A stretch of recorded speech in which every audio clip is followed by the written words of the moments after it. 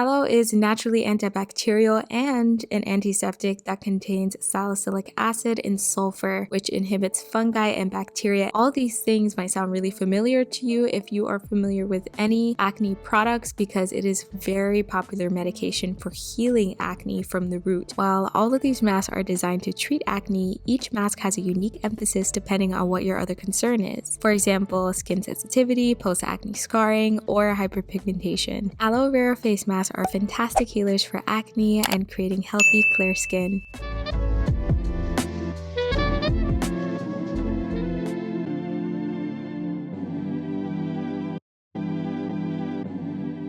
Starting with an aloe leaf that has been washed with soap and water, I'm going to take a vegetable peeler and peel the sharp part. I want to emphasize that you'll want to use a fresh aloe vera leaf. It's the most potent and active form of aloe. One in the gel form is just not as effective at healing the skin.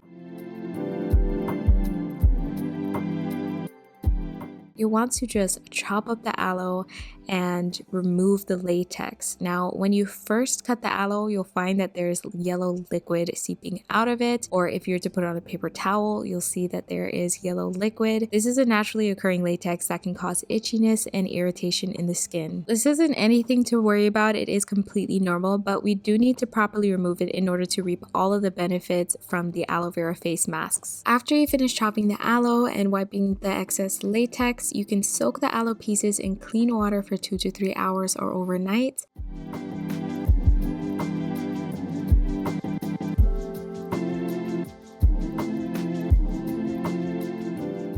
I've soaked my aloe pieces in the water for around 2 hours. I gave it an extra rinse and then I wiped it onto a clean paper towel, and as you can see, there is no yellow latex left behind. To extract the aloe, I learned a really cool trick just from curiosity. I was experimenting. Flip over the aloe vera leaf to the flatter side. There's a flatter side and then there's a little bit of a rounder side. If you poke it a little bit, the flatter side will just simply peel off, and it is so easy. I really like extracting my aloe vera gel this way. When you're taking the actual gel out of the leaf, you want to make sure that you're using a spoon, not a knife. I know if I wanted to do this like whip it old school, maybe do it a little bit like, you know, my ancestors, I would use a knife, but to play it safe, use a spoon, because aloe vera is super slippery and I don't want you guys to cut yourselves, and it's actually really easy to get out that way as well. Once we get them all out of the leaf, you'll want to blend it up into a very smooth liquid, and we want it to be liquid and not a thick gel, because that is going to be easier for us to make our aloe vera masks.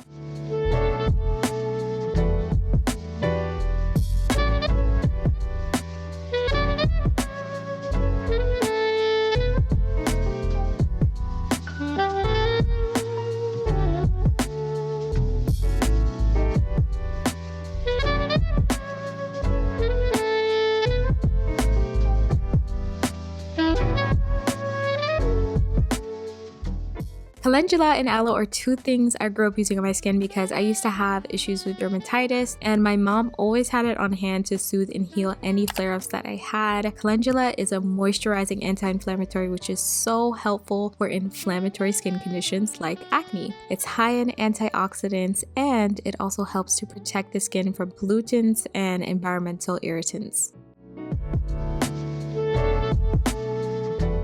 Lavender helps to promote healing of skin tissue, and I absolutely love lavender. I use it so much. I use the essential oil in a diffuser. I love how it smells, but its antibacterial properties are effective at unclogging pores and clearing up acne. It reduces acne scarring as well, so that's why this one is the brightening mask. Like calendula, it has anti-inflammatory properties as well, and it creates a soothing effect on inflamed, irritated skin.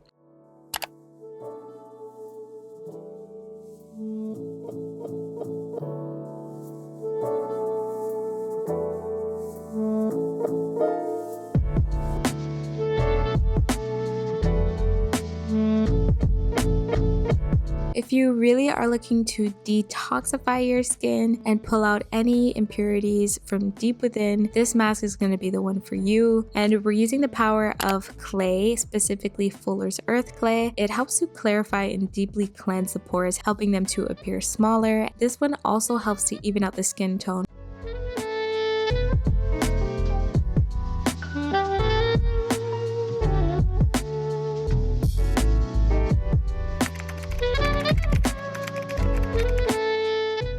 a couple of tips for using these aloe vera masks. If you have combination skin like myself, feel free to multi-mask using each mask on different spots of your face. For example, let's say you have a lot of oil in your T-zone, you could use a detoxifying mask there. You can use the soothing mask on dry sensitive areas and the brightening mask on areas where you feel like you're experiencing a heightened amount of hyperpigmentation or uneven skin tone. And when you're done, go ahead and wash it off in the shower because it could get really messy. If you enjoyed this video, make sure to hit the like button, subscribe, and share this video with anyone who you feel like might find it helpful. As always, I'm sending you all the love, light, and good vibes, and I'll see you in the next one.